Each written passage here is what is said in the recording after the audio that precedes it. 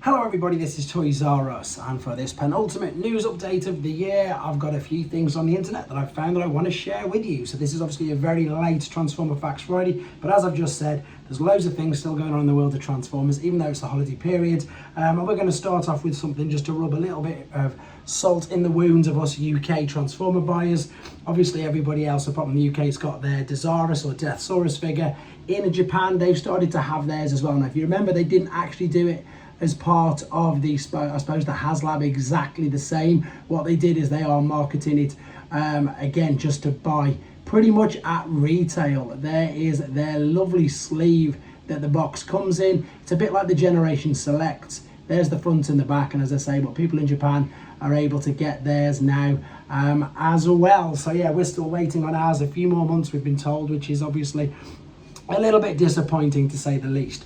Sticking with Japan, they've got a special jacket. This is made by a company that I've never heard of, so let me just read it to you very quickly. It's a cool jacket featuring the Dinobots. It's a souvenir jacket, or Sukajan. They're popular in Japan, and it's not cheap. It's about $600, but apparently that's a regular price for the makers of these jackets. And let me just show you the image of it then. So it does look pretty cool, to be fair. Whether I could justify $600 though is definitely something that I wouldn't be doing, but there you go. I wanted to share it with you anyway. And then moving on, what I've got here, I'm not going to read this out, guys. I'm going to say pause if you want to, or head to TFW 2005. That is an international sightings roundup for you there, and that is literally exactly that. So for example, you've got the smallest Transformers with comic books, Legacy United Wave 1 and Leader, the G.I. Joe crossovers, they've all been spotted in Australia. So that's exactly what that is. It's sightings. They do it every day as soon as things are found on TFW 2005. And usually I read a lot of these out, but because it's just so big, I'm going to say just pause it and you can read it for yourselves. Okay, via Newage's Facebook, as all the companies do, and I love the fact that everybody does it as well, we've got a look at a shattered glass. In fact, no, it's based on a GoBot Man of War from the BotCon timelines, which is basically from the prototype colours of Sea Spray. So this is a Newage figure, so it's not licensed by Hasbro or Takara, so they can't call him by his proper name, and that's because of exactly that there. See, it transforms. As I've already said, it is using the same mould as the one they're using for Sea Spray. It's just a different colour. I've got the actual Sea Spray on pre-order, so can't wait to be reviewing that. It does look good. These are, as I say, the third-party figures, but they're also basically what's known as legend scale, so they're much smaller than the standard versions of these figures that we do tend to see that are all officially licensed. Okay, talking of official licensing, this is really interesting. So this is again via TFW 2005. So via Night Shining Facebook, we've got never before seen images of Transformers Prime concept art and indeed storylines and I suppose ideas for the show. So in these images I'm about to show you, it was still going to be called Robots in Disguise as its provisional name. Part of the story and some of the design show a lot of inspiration from the movie, which you'll be able to see in a second.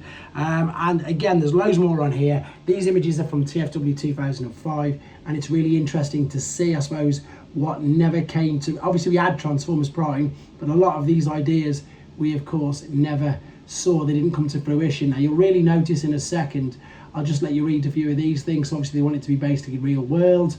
There's loads of ideas put into on this. They also had the video game tied in, if you remember, which is of course Fall of Cybertron. So that's why you've got a few of these images here of the characters and indeed the figures now that have been released regarding these. So they were tying everything together with IDW as well. And here's some of the images that, again, I love things like this. I know lots of people in the comments, and this, here we go, let me just read this quickly before I finish what I was about to say. There you go, Spike was going to be a rebellious teenager, which again would be interesting. Task is obviously a different form, I suppose, of Nest, but obviously from the movies. What I was just saying is I know loads of people like myself like to see images and ideas and concepts from things that never happened, exactly like this. So we've got an idea for the battle station of the trailer, we've got some more concept art, and this is now where you'll start to see in a second where we go to the individual bios where they really did take inspiration from the live action movies. Apart from that, that's the Underminer, I think, from Incredibles, that's what I meant to say. There you go, there's some of the characters, and again, once I've already said, you can see the concept there is very much movie based in how they look. But again, nice to see this, and obviously how different our Transformers Prime did end up being to this. That's definitely Studio Series Soundwave from Revenge of the Fallen, isn't it, where he's the satellite. Very interesting to see that. And of course you've got your Energon power upgrades. That reminds me of Super Megatron from way back in the 90s with the Japanese concept there as well. Right, this is something that's really interesting. This is just one little image and it could be an interesting discovery that we've never seen before. It looks to be a G1 Gold Super Genai toy. So obviously Super Genai was like Power Master Optimus Prime, but in the Japanese universe he had a different name. And obviously in Japan they did things like Lucky Draw, etc. figures. But no one's ever seen this or known of the fact that if this even exists. So if this is a legitimate Super Genai figure in the Lucky Draw Gold, it is very interesting. So hopefully we get to see more of this particular figure because I think it looks great. Okay, we seem to be seeing loads of this at the moment, but it does look very cool. So again, I want to share with you more images. So this is Trumpeter's model kit of Bumblebee Optimus Prime. In the previous video, we had some images. Now we've got more images of him, but the best thing about these images are, for those of you who do collect these particular model kits, you've got how he scales with the rest of the cast from the movie. So again, just to remind you guys, this is a model kit. You build it up yourself. It comes pre-painted. It's as good as an Action Master then, or just a normal action figure, because it doesn't transform. You can just pose it in loads of different ways. That's a brilliant image there with obviously Ravage jumping on the top of him. And as I've already said, that gives you an idea of how he scales with the rest of the Trumpeter model kits. Right, moving on very quickly, sticking with model kits, YOLO Park and AMK. We've got a couple of images here of the Cheetor figure. This has started to ship. People are starting to get these in hand. Once again, this is a model kit and it's something that you build up. It just seems to be at the moment that loads of people are doing model kits, and let's be honest, when they look as good as them, there's obviously a market for them. Right, I've been on the other third-party websites and Facebooks, etc. This is a teaser of the Shield for, I think it's their take of a naval commander from Armada, I think. But as and when we get more images, I will of course be sharing them with you.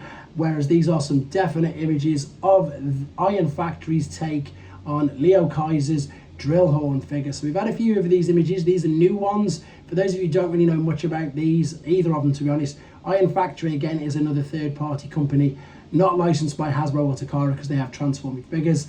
But this is Leo Kaiser from the 1989 Japanese Victory series. This is Drillhorn, and he was one of the members of the Breast Force, and he also combined, so you can see there he is going to be a leg, fully articulate, and again, can't wait to get these in hand myself. There's a scale guide for anybody who collects Ironfactory with their big fully combined up Tarn figure.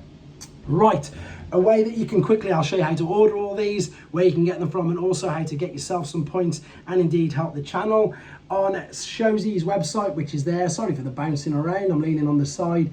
If you put Toys R Us there into the support your favorite reviewer, that will help myself and the channel out loads, because it gives me an idea of things that you want me to look at and indeed review. So on the pre-orders, we've got, funnily enough, there's Newage's Sea Spray, there is the YOLO Park figures I've mentioned, there's Metagate's Shatter, there's the YOLO Park minifigures, there's the Ironfactory Kill Bison figure, there's Kang Toys Stegaro, Studio Cell, everything on here basically apart from mainline Generations and Studio Series figures. So you get Takara Masterpiece, Takara Masterpiece Movie Line, Missing Link, and you get all the model kits. So you get Trumpeter, 3-0, YOLO Park, but you also get all the third-party companies as well. Newage, Fans Toys, X-Transbots, Fans Hobby, again, Magic Square, as many as you can think of. Anything that's Transformers related, you can get it on this website. So check it out, especially as they've got an amazing sale on at this moment in time. Okay, as I say, that's this penultimate edition of the news this year. I'm going to do one more tomorrow. I'm going to get a couple of retro reviews done, and I've got to do some separate videos with you with regards to ideas that I've got for the channel in the next coming months, and of course into the new year. Once again, guys, thank you very much for the support. Really do appreciate it. I'll be doing another membership prize contest next weekend when I do another live, so I look forward to seeing as many of you in the chat there. If you want to be in a chance to win a deluxe figure of your choice, you need to be a channel member just for that. Everything else is just, as I say, going on as normal. The channel membership is something special outside of this. Once again, guys, Happy New Year to you, and I'll speak to you all tomorrow.